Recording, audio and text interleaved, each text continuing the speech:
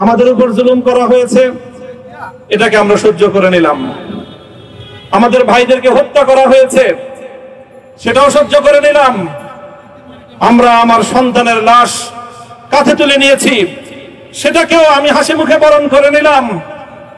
আমাদেরকে অপমান এবং লাঞ্ছনার সব ধরনের ষড়যন্ত্রের সম্মুখীন হতে হয়েছে, সেটাও আমরা হাসি মুখে বরণ করে নিয়েছি। কিন্তু আল্লাহর জমিনে আল্লাহ এবং তার রাসূলের কোনো অসম্মান এক মুহূর্তের জন্য আমরা বরদাস্ত করে নেব।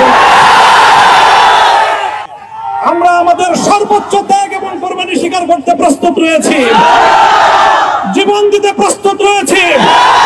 আল্লাহর জমিনে আল্লাহর দ্বীনের ঝান্ডা সমুন্নত করেই আমাদের যাত্রা থামবে ইনশাআল্লাহ। হয়তো শাহাদাত, নয়তো খেলাফত ইনশাআল্লাহ। আসসালামু আলাইকুম ওয়া রাহমাতুল্লাহ।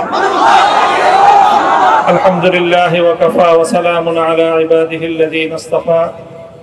আম্মা বা'দ। আউযু বিল্লাহি মিনাশ শাইতানির রাজীম। বিসমিল্লাহির রাহমানির রাহিম। লা তাসরিবা আলাইকুমুল ইয়াওম ইয়াগফিরুল্লাহু লাকুম ওয়া হুয়া আরহামুর রাহিমিন। সাদাকাল্লাহুল আযীম। সমবেত প্রাণপ্রিয় তৌহিদি জনতা, বিভিন্ন স্তরের ধর্মপ্রাণ মুসলমান ভাই ও বন্ধুগণ, ছাত্র বন্ধুগণ এবং প্রিয় এলাকাবাসী, আল্লাহ পাক রব্বুল আলামিনের শুকরিয়া আদায় করি। আল্লাহর দ্বীনের কথা বলার অপরাধে, আল্লাহর দ্বীনের বিজয়ের ঝান্ডা এবং কেতন উড্ডীন করার প্রত্যয় ব্যক্ত করার অপরাধে, আল্লাহর জমিনে আল্লাহর দ্বীন প্রতিষ্ঠার আন্দোলনের অপরাধে আমরা অনেক ভাই কারারুদ্ধ হয়েছিলাম। পর্যায়ক্রমে সকলেই আলহামদুলিল্লাহ জিন্দানখানার লৌহ প্রাচীর ভেদ করে মুক্ত জীবনে ফিরে এসেছেন। সর্বশেষ আজ আমার মুক্তির মধ্য দিয়ে 2021 সালে হেফাজতে ইসলাম বাংলাদেশ এবং এদেশের আলেম সমাজের উপর ইতিহাসের অন্যতম এক গভীর ষড়যন্ত্র এবং চক্রান্ত নির্যাতনের যে স্টিম রোলার পরিচালনা করা হয়েছিল, তার আজকে একটি প্রাথমিক অধ্যায়ের পরিসমাপ্তি ঘটল। আমরা অন্যায়ভাবে আমাদেরকে কারারুদ্ধ করা হয়েছে, বুলেটের আঘাতে আমাদের ভাইদেরকে হত্যা করা হয়েছে।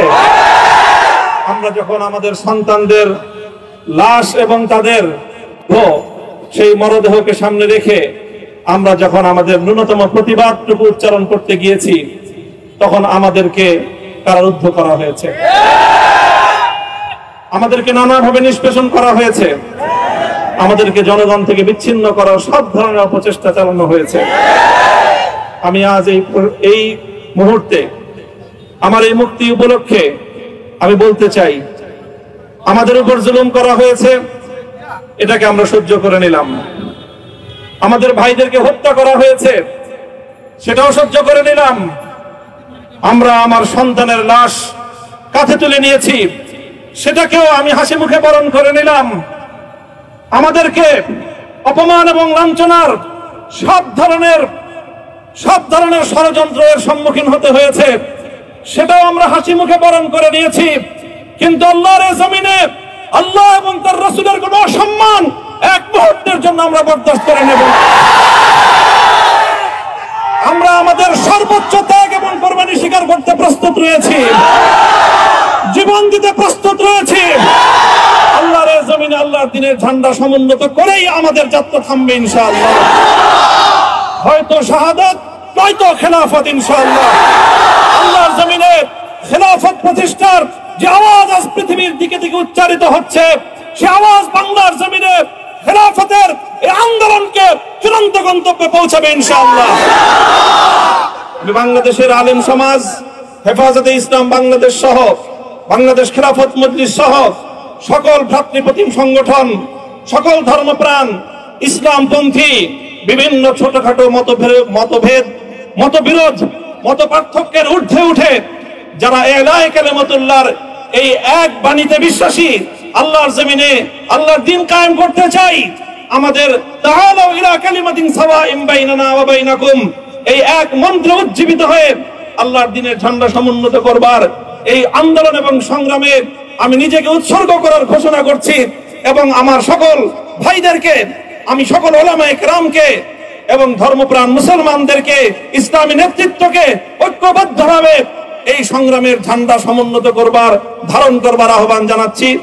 এবং আপনাদের সকলকে আবার শুকরিয়া জ্ঞাপন করছি যে আজকে আপনারা এভাবে আমাকে উৎসাহিত করেছেন, উজ্জীবিত করেছেন। আল্লাহ পাক আপনাদের সকলকে উত্তম বিনিময় দান করুন। আমি আবারও বলছি, আমি আমার আলোচনার শুরুতে কোরআনে পাকের সেই আয়াতটুকু তেলাওয়াত করেছিলাম, হযরত ইউসুফ আলাইহিস সালাতু ওয়াস সালাম কারামুক্তি এবং প্রকৃত যারা অন্যায়কারী ছিল সেই অন্যায়কারীদের স্বরূপ ওনার সামনে উন্মোচিত হয়ে যাওয়ার পর, জাতির সামনে তাদের স্বরূপ উন্মোচিত হয়ে যাওয়ার পর তিনি যে কথা বলেছিলেন, আমিও নবী ইউসুফ আলাইহিস সালাতু ওয়াস সালামের অনুসারী হিসেবে কণ্ঠ মিলিয়ে এই কথাই বলতে চাই, লা তাসরিবা আলাইকুমুল ইয়াউম, ব্যক্তিগত আক্রোশের প্রতিশোধ আমরা কারো কাছ থেকে গ্রহণ করব না। সকলকে আহ্বান জানাই, মাদ্রাসা, স্কুল, কলেজ, ভার্সিটি, কোন শিক্ষা ব্যবস্থার ছাত্রদের মধ্যে বিভেদ করার বিশ্বাসী নীতিতে মামুনুল হক বিশ্বাস করে না। আসো, স্কুলের ছাত্র আসো, আমার মাদ্রাসার ছাত্র পাশে দাঁড়াও, কলেজ থেকে আসো, ভার্সিটি থেকে আসো, তোমরা হাতে হাত মিলাও, ইনশাআল্লাহ দেশের স্বাধীনতা অক্ষুণ্ণ থাকবে। এদেশের ইসলাম এবং হাজার বছরের যে সাধনা সংগ্রাম, সেই সংগ্রাম বিজয়ী হবে ইনশাআল্লাহ। এই জনপদ ইসলাম এবং মুসলমানদের জন্য হাজার বছর ধরে এখানে কালেমার ঝান্ডা সমুন্নত করবার জন্য আমাদের পূর্বপুরুষরা যে সংগ্রাম করে গেছেন, সেই সংগ্রামকেই আমাদের কাঙ্ক্ষিত গন্তব্যে পৌঁছানোর জন্যই আমরণ এক সাধনায় আত্মনিয়োগ করতে হবে।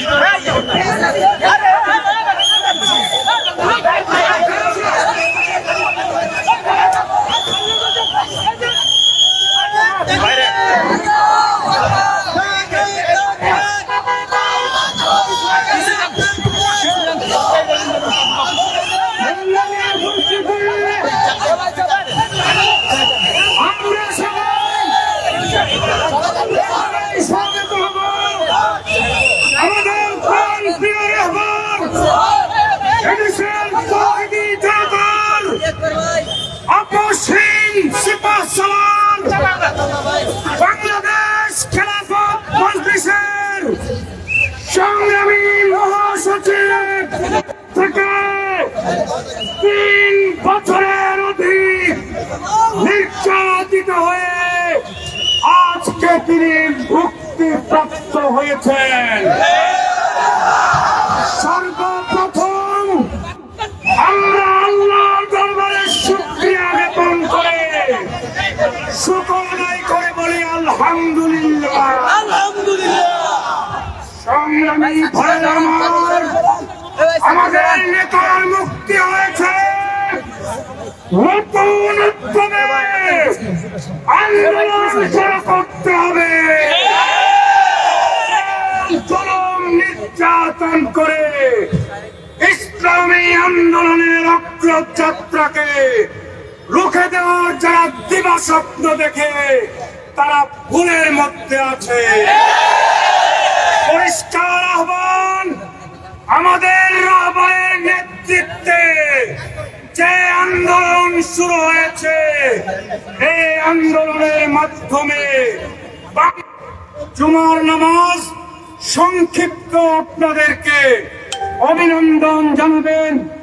আমাদের কাঙ্ক্ষিত বরেণ্য মুক্তিপ্রাপ্ত সিপাহসালার শাইখুল হাদিস ইবনে শাইখুল হাদিস হযরতুল আল্লাম মামুনুল হক হাফিজাহুল্লাহ।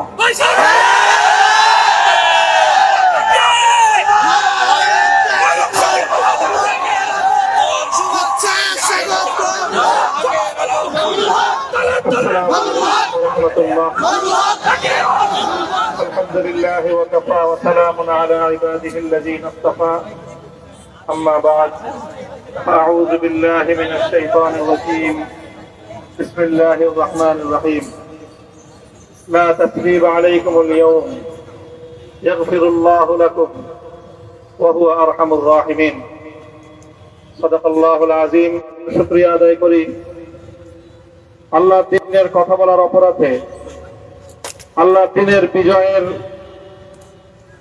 ঝান্ডা এবং চেতন উদ্দীন করার প্রত্যয় ব্যক্ত করার অপরাধে, আল্লাহর জমিনে আল্লাহর দ্বীন প্রতিষ্ঠার আন্দোলনের অপরাধে আমরা অনেক ভাই কারারুদ্ধ হয়েছিলাম।